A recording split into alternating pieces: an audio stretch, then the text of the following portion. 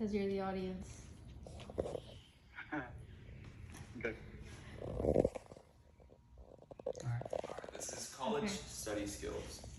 One of the things that happens when students move from high school to college is the amount of studying and the amount of work many students don't account for.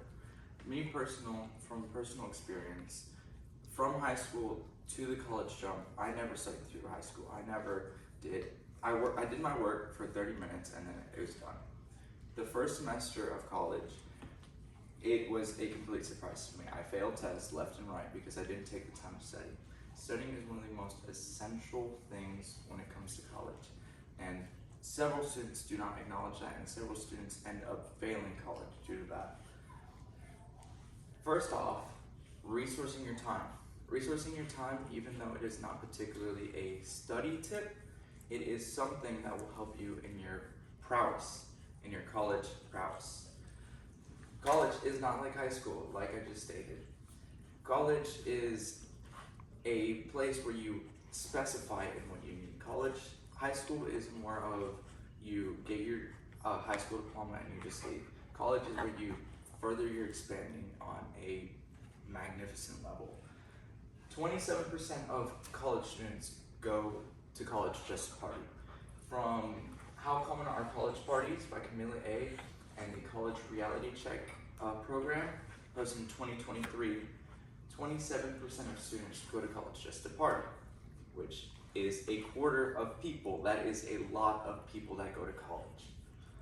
College is not about partying. College is about studying and learning. Yes, you can have fun, but just partying is going to lead you down a path where you're set to nearly fail.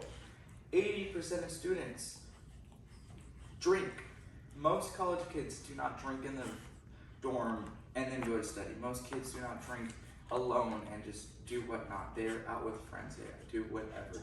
They don't, no one studies drunk.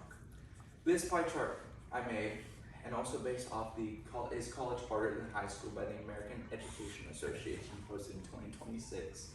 You have about 7 hours of sleep, or 8 to 9 hours of sleep each night. You take about 7 hours a day per class.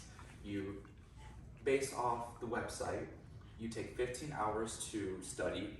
You take about an hour and a half and like an hour after and before school to get ready, eat dinner, eat breakfast, whatnot, and then you have about 30 hours of work. This is how many hours in a week. In this pie chart, it's the amount of hours in a week. There is no time to study, and you may ask, where does this time go? It cuts into time. It cuts into time. And so if you cut that into sleep, you are sleep deprived. You don't do good in classes. If you are cutting down your study time, that is time taken from knowledge. That is you cutting back on your knowledge just to go party. And you need work to survive. You need class time because you pay for those classes. So there's no time besides study time, sleep, and other whatnot. Practice testing. Practice testing is one of the best ways you can recall on your knowledge. My coach for cross country always said, I have y'all running 5 miles every day.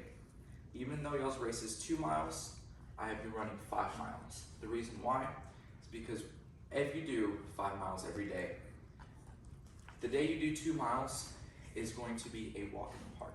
So if you're studying for these 100 question quizzes, if you do 200 questions a day, you'll know more than what's on the test, and you'll be able to actively know what is on the test.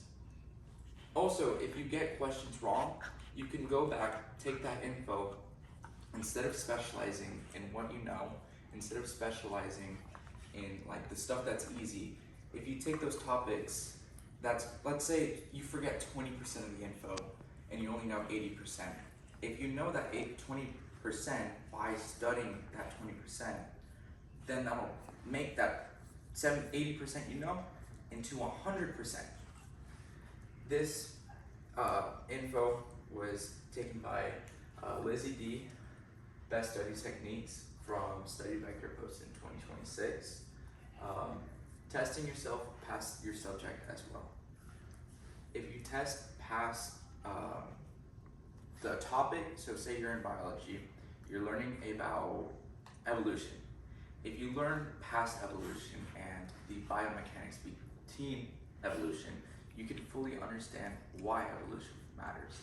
If you don't understand a basic in its most basic form, understanding the whole system is a way to understand how each little thing trickles down like a pyramid. This also activates active recall in your information. It activates like a memorization trigger in your head.